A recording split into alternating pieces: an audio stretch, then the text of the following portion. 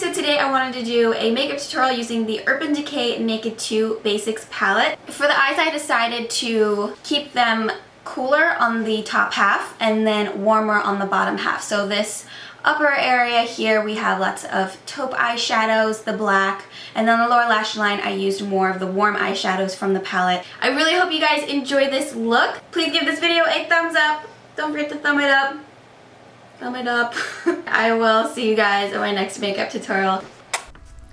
Hi guys, so we're starting off by using MAC Pro Longwear Concealer in NW20. We'll be applying this to the entire lid area to cover any redness or veins and to provide a base for the eyeshadows. Next, we are going in with the eyeshadow Stark from the palette. It's a nude pink matte shade. We're going to apply this to the lid with a Sigma E55 flat shader brush. Since these eyeshadows are very rich in color, it actually makes application like 10 times easier because we're getting that great color pigmentation from just patting on only one light layer. Now we're going in with the eyeshadow Skimp from the palette. It's a pale nude shade that has this really nice satin finish. We'll be applying this to the inner corner of the eye with the same brush. With lighter shades, you always want to apply them to the areas of the eye that you want to draw more attention to, because the pigments in the lighter shadows will actually reflect more light from that area and therefore push it out and make it more noticeable. So placing the shade here as I am now will make my smaller lid space seem much larger. To deepen that outer corner up, I'll be using Mally's Shadow Stick in Twilight, which is just a rosy taupe shade, and I'll be blending it out with my fingers. This will work more as a base to the darker shadows that we'll be using afterwards. It'll give them more vibrance and saturation. And as you're laying this down, make sure to blend it out along the edges so that it blends in well with the other shadows we've laid down. You really want to have a smooth, nice transition with this. This next eyeshadow is called Frisk from the palette. It's a warm gray matte shade. We'll be applying this with a Sigma E40 blending brush to the outer half of the eye on top of the Mally cream shadow to really darken that outer corner up and make it appear more smoky.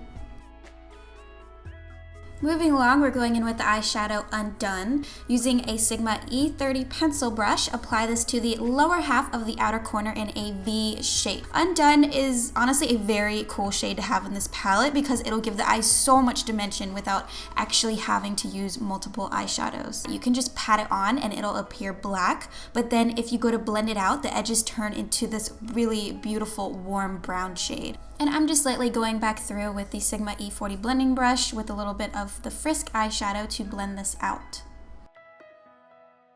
For this look, I did a blacked winged eyeliner using Stila's Stay All Day waterproof liquid liner. This felt tip actually makes it really easy for me to apply and do that little wing at the end for my eyeliner. And I never have issues with this eyeliner smearing or fading, so I absolutely love it. I also used my velour lashes in Wispy Sweet Nothings for a more thicker and volumized lash look.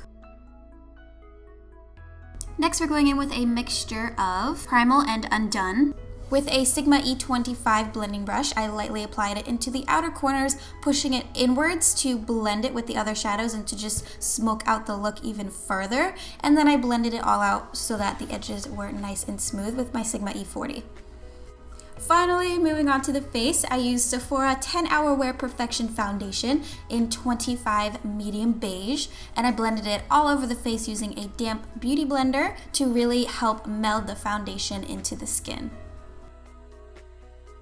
This is the Amazing Cosmetics Concealer in Light Golden. I have not used this in a while and I forgot how much I loved it because it blends so nicely into the skin, and it's literally so concentrated that you only need to use like the tiniest amount.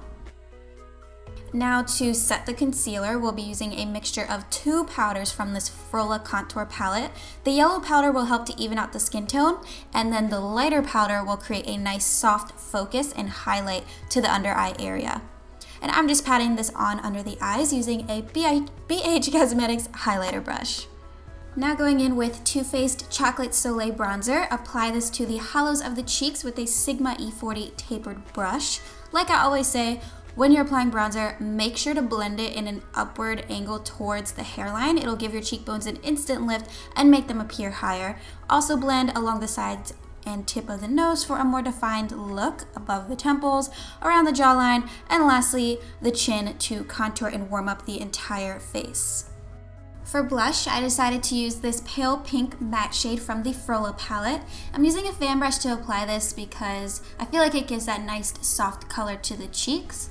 You want to keep the face as light as possible since the eyes are the main focus of the look. And then for a nice quick highlight, I applied Bobbi Brown's Shimmer Brick right above the cheekbones. For my eyebrows, I used a brow pencil from L'Oreal in the shade Brunette. To fill them in, you just simply make short, small strokes. I usually like to start filling in the middle of my brow, then I go towards the inner corner and then the outer corner. And then use the little brush that comes on the cap to blend out the front part of the brow. I set the makeup with my Makeup Forever HD Finishing Powder. I just blended this all over the face using a Real Techniques brush.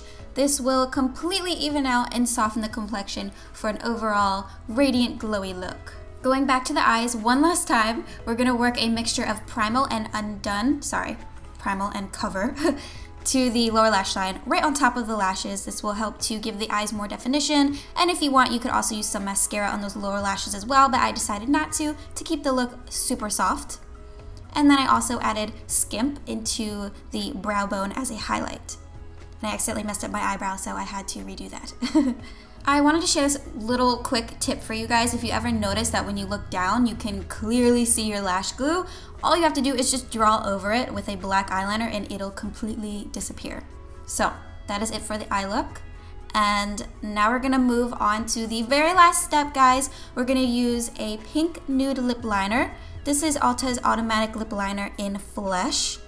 And you want to line the entire lip area with this.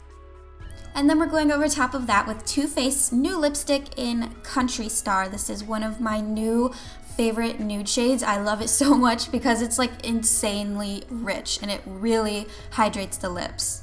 So that's it for this entire look. Thank you guys so much for watching, and as always, if you have any questions, feel free to leave a comment here on this video or send me a tweet on Twitter. And if you guys have any requests for other videos, definitely let me know as well. Please give this video a thumbs up before you leave, subscribe if you haven't already, and I'll see you all in my next video later this week. Love you, bye! What if he tried to do that while you were with me? He would not. How do you know? He could be that into it, you know? Maybe like he enjoys the chase. Well, obviously I'd let him know. I'd let him know that it's like, dude, you gotta back up, man. I feel like you just need to know like when to stop, you know? If I walked up to you at the store and I didn't look at the stuff that you're looking at, but I just walked up to you and I said, hey, you know, I saw you over here and I thought you were really pretty, and if you're available, can I take you out to lunch sometime? Okay, well, it's a different story, because if you came up to me as you are right now, then I would be like, yeah, even if I had a boyfriend. I'm just kidding. No, just kidding.